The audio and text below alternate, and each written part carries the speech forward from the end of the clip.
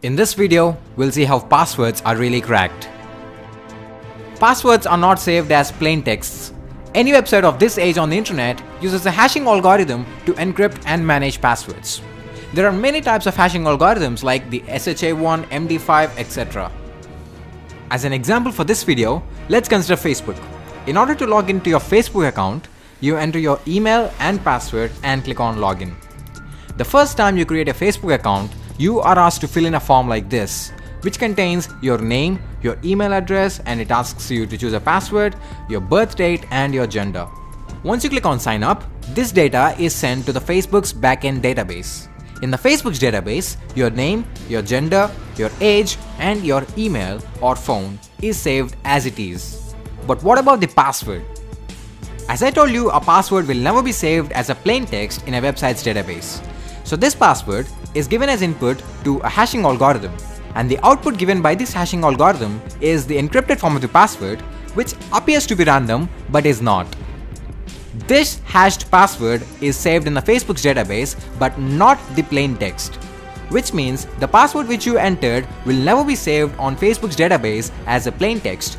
Instead, only its encrypted, or in other words, the hashed password is saved in the Facebook's database. Now suppose Facebook had a data breach, and hackers managed to gain access to Facebook's user info, which included their name, age, gender, email, and password. Though hackers have this information, they will not be able to log into any specific user account because the password is encrypted. If the hacker tries to log into any specific user account with the hashed password, he will not be provided access. He only needs to enter the password, which is in the plain text form.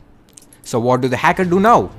Intuitively, the only possible way is to reverse the hash into its plain text form. But this is highly impossible because a hash is a one-way function, and the plain text form of a hash cannot be obtained from the hash itself. That is how hashing algorithms are designed. So what now? This is when the strength of the password comes into the play.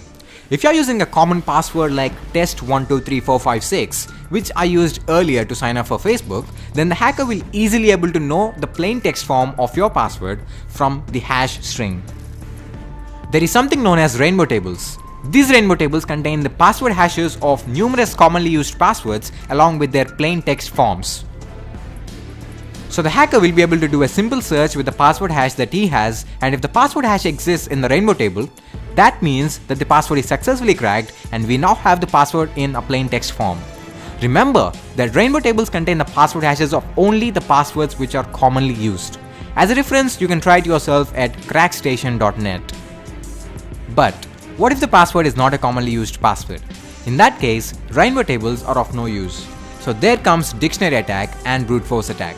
Both are quite similar. In dictionary attack, you have a word list. A word list is nothing but a huge text file with loads of passwords. In this attack, the hacker writes a code which compares the password hash to be cracked with the password hash of each and every password that exists in the word list file. If any hashes match, then it means that the cracking is successful and we now have the plain text of the hashed password. Now this attack can be target specific as well, which means you can actually create your own word list targeting a specific individual, provided that you know some basic details about him and assuming that he used his basic details to frame his password. This attack can be a success or a failure based on the quality of the word list that you are using. In a brute force attack, each and every combination of letters, symbols, and numbers are converted into their hash forms and are then compared with the password hash which is to be cracked. In other words, you're literally taking every possible password that can exist, convert it into its hash, and check if the hashes match. So yes, it literally takes forever to crack a strong password using this method. However, if the computer's processing speed is fast enough, then yep, simple passwords can be cracked easily by this method. A new technique called salting is introduced by security analysts to give hackers a hard time in cracking passwords. In this technique, a specific combination of characters are inserted at specific positions of the plain text password before hashing. Every company has its own salting algorithm and they don't make their salting algorithm public. For example, let's say Facebook's salting algorithm inserts the string f ampersand 2p at the beginning, after the third character and at the end of the plaintext password. After salting the password, the salted password is then hashed by a hashing algorithm.